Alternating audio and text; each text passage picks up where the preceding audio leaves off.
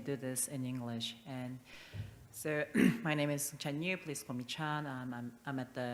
I'm an associate professor at Yonsei University College of Medicine. Today I will discuss how we leverage UDIs from the EHR system and then how we use this for medical device surveillance.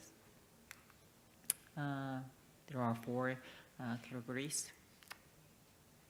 So first of all, why we need this kind of the system? Let me start by highlighting why this is becoming increasingly critical. Look at the data from Korean Ministry of Health and Drug Safety. We can see a dramatic trend here. Total evidence events was doubled from 2015 to 2023, from 800 cases to about 2,000 cases. And, more alarmingly, serious adverse event rates was increased from 3% in 2015 to 33% in 2023. So definitely it highlights the need for systematic post-market surveillance and safety analysis. And currently in Korea, we have two different coding systems for medical devices. EDI, which stands for Electronic Health Data Interchange, uses a hierarchical classification systems with major categories, subcategories, and product-level classification. It groups similar therapeutic material together for reimbursement purposes. So it is managed by HIRA, which manages the reimbursement or national insurance in Korea.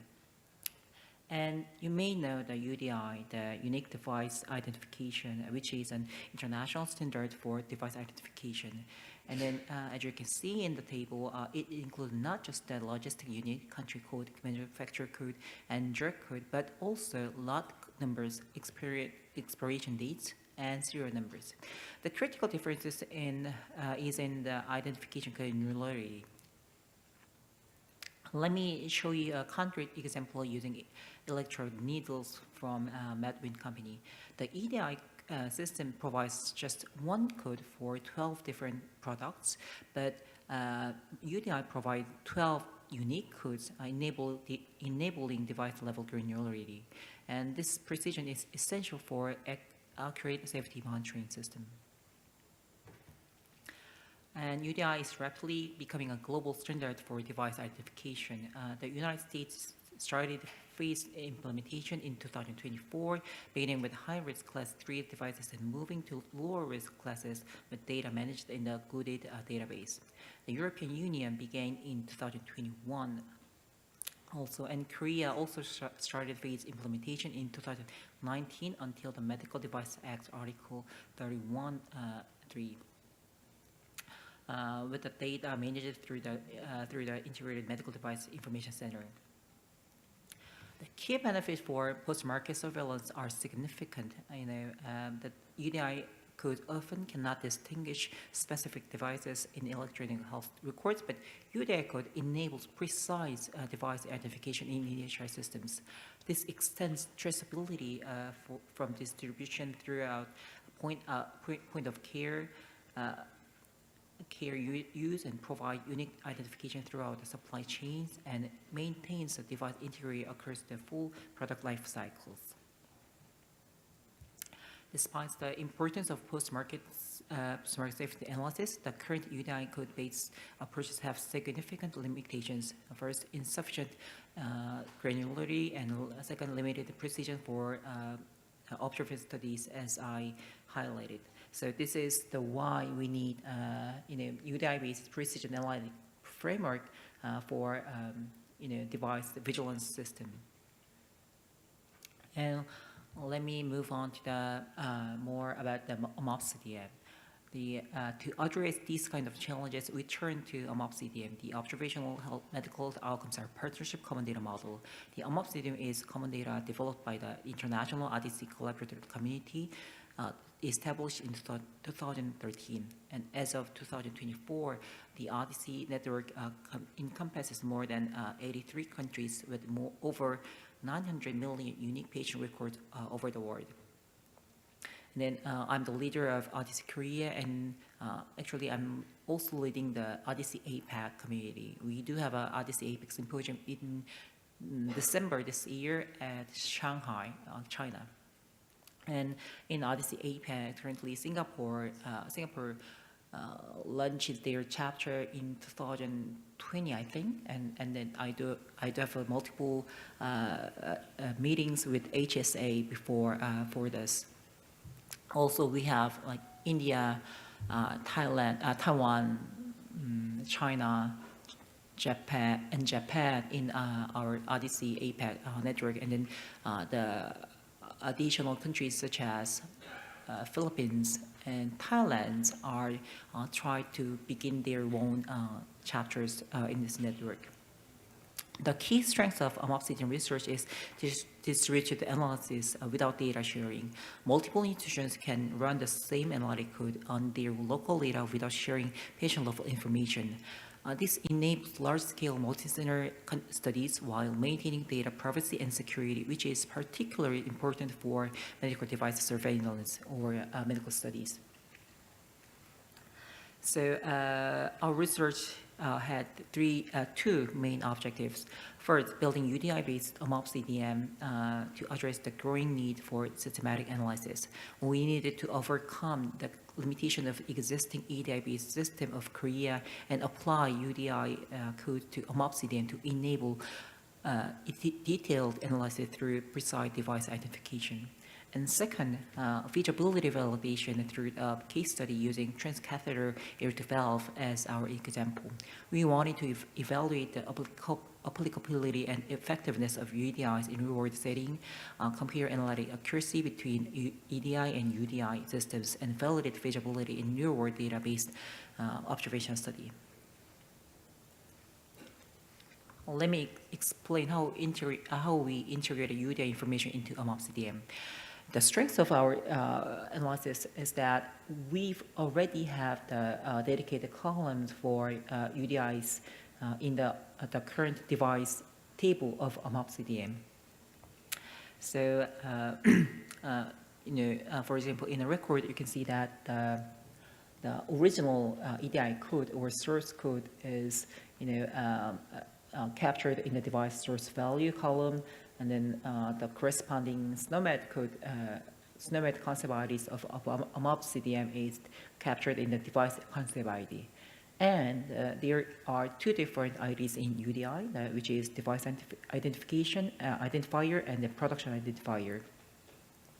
So, and then the device identifier of UDI is stored in unique device ID column in the existing device table of CDM, and then production ID can be stored in production ID column of existing device exposure table of CDM.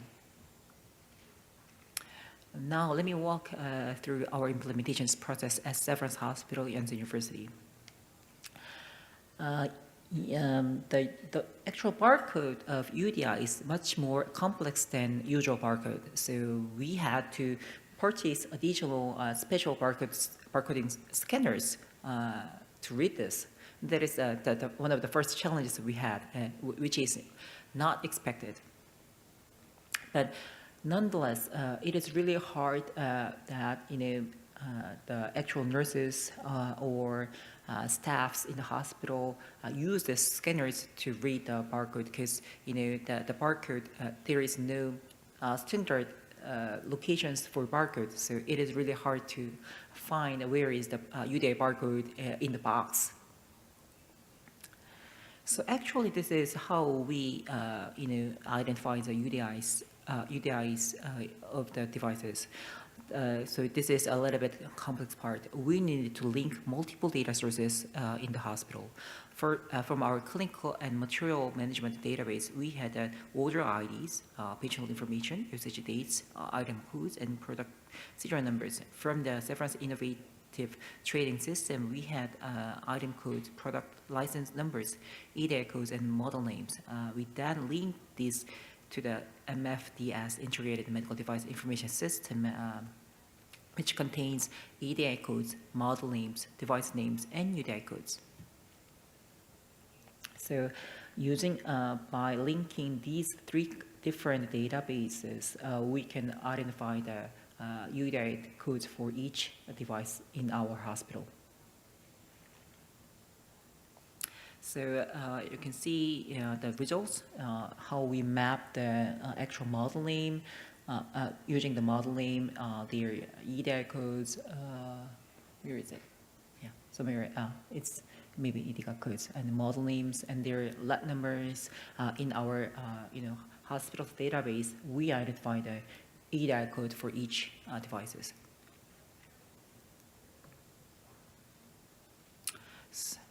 So it requires many staffs in the hospital, who created mapping table and who review this mapping systems and updated the CDM database actually. Now let's move on to the feasibility studies using transcatheter aortic valves. For our feasibility study, we chose transcatheter aortic valve, or TAVs, as our case examples. The TAVI is a transcatheter aortic valve implementation, a minimally invasive procedure for treating aortic stenosis in elderly or high-risk patients. Instead of open heart surgery, an artificial heart valve is inserted through a catheter to replace a stenotic native valve. The benefits include a shorter recovery time and reduced surgical risk compared to traditional surgical aortic valve replacement. But there are two different types of aortic valves. One is the self-expanding valves, or SEV, and the other one is balloon expandable valve, or BAV. And there is no consensus that which is better or which is worse, but there is some debates that the one will be inferior to compared with others. So there are several studies about this comparative safety or effectiveness between these two different types of valves. The OPRA-TAVI registry published in Neurointervention in 2024 included 1,000 patients across all analyst sizes, comparing the latest generation devices, Evola Pro or Pro Plus versus Sapien 3 Ultra. They found similar composite endpoints and individual outcomes, so there is no difference between these two devices. The SMART trial, published in New England Journal of Medicine in 2024, focused specifically on the patient with small aortic annuli. They enrolled about 300 patients, and they also found the similar composite endpoints between these two devices. And then finally, the TAF large registry published in Circulation 2024 examined the patient with large annuli of aortic valve, and then their outcome was all-cause mortality, which was similar between these two groups. So if we use this, if we want to conduct an observation study based on our EMR data or CDM, here is the why the UDI codes makes how UDI codes makes critical differences. So with EDI code based analysis, we can compare the valve type and manufacturer, but we cannot stratify by model or size. So all these Medtronics devices has one single EDI identifier, and then all these Edwards valves has the single identifier, even though there is a different generation. This is the older generation valve, and this is the latest version of the valve. And the size of analysis was very different. So, the EDI-based analysis, even though it can distinguish the valve types and manufacturer, but it cannot stratify the model or the version of the models and the size of the valves, which is possible with UDI-based analysis. Once again, from 2017, there is newer version of the aortic valve, and in 2019, Evolute Pro Plus is the latest version for this. And then, for the Sapien valve system in Sapien 3 Ultra, which is a later version of this model, was available from 2022. And then, if we just compare this Evolute system versus Sapien system, we cannot distinguish the version of the models. Moreover, the size is very important for clinical outcomes, and we cannot distinguish in EDI code-based analysis. So when we identify the patients, underwent this procedure, we found about 550 patients with SAF, and then about 500 patients with BAF. Once again, for the with the EDI-based analysis, we cannot distinguish the models and sizes in these population group. But when you use UDI-based analysis, we can distinguish or stratify that the patient with newer version of the models, like about 144 patients underwent the TAVI with the newer version of the SAF, and then 188% patients underwent TAVI with newer version of BAF. And then we can stratify that patients according to their annulus size of aortic valves based on UDI system. So let me briefly outline our study design. We used the Severance Hospital Amoxicillin version 5.4 with the data from January 2006 to December 2024, and our study was a new user-active comparator design, including patients aged 19 years or older at their first TAV implementation. Our primary outcome was composite of all-cause deaths, hospitalization for heart failure, and stroke. And then our secondary outcomes include these events individually. For statistical analysis, we use propensity score stratification and based on covariates including age, sex, and comorbidities, and we perform Kaplan-Meier survival analysis with log-rank test following patients for a year with statistical significance defined as p less than 0.05. After after propensity stratification, we found that most of the covariates were well balanced, like here. And then, this shows a preference between the SAV and BAV, and then you can see that the preference of these two different valve systems are highly overlapped, which is, doctors prefer SAV as much as BAV, and then we can compare these two different valve systems easily, and then without, very significant confounders. Now let's look at the results.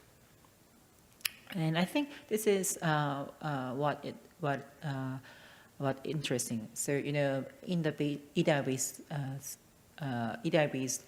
analysis, there is no differences between composite outcomes, including BAS, stroke, and heart failure. But when we stratify the patients according to their annulus size, we can see larger difference, which, even though it is not significant statistically, but you can see some clues or signals that BAV maybe has higher risk compared with SAV. And actually, it was the results from the New England Journal of Medicine. Even though their primary outcome was not different, but they do have found some signals that BAV have some safety issue compared with SAV. That all-cause mortality have similar trends that in the EDI-based analysis there is no significant differences, but in small patient with small annuli, the BAV has higher risk, higher events, even though the statistically it is not significant. Then for the heart failure, there was no significant difference in all analysis. But in stroke, the patient with small annulus has with small annulus and SAV had higher risk of the higher incidence of stroke compared with BAV, even though it is not statistically significant.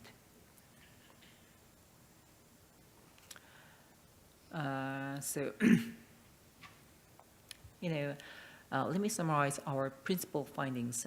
We successfully built an UDI-based omopsidium addressing the growing need for systematic analysis of medical devices. This required integrating UDI information into the existing omopsidium structure without schema modification. And second, throughout our TAF case study, we validated the feasibility of this approach. The key finding is enhanced analytic granularity compared to EDI-based analysis. While our current sample size is limit statistical power in some subgroup analysis, we demonstrated the technical feasibility and clinical relevance of UDI-based stratification. More importantly, we've shown that UDI-based omopsidium can be applied across all medical device categories, not just TAVs. This creates a foundation for comprehensive medical device surveillance. And looking forward, we have an ambitious expansion strategy. For domestic network expansion, we've complemented implementation in 4 tertiary hospitals through the 2024 MDV-CDM project launched by NIDS. And we are currently working with 5 additional tertiary hospitals in the 2025 MDV-CDM project, once again funded by the NIDS. And our ultimate goal is to expand this data network to 60 institutions nationwidely across the country. And for international collaboration, we are partnering with Odyssey Institution, particularly with the U.S. Veterans Affairs System, which is the largest medical system in the United States. We are trying to help develop global UDI analysis protocols, and then the image shows a comparison of UDI-specific patient distribution between several hospitals and U.S. Veterans Affairs.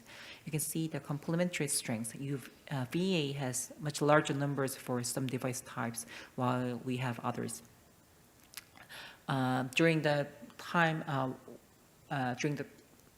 of the collaboration with Veterans Affairs, Mr. Trump was elected as a U.S. president, and then he cut down the budget of Veterans Affairs. Then now that is the reason why our collaboration was stopped.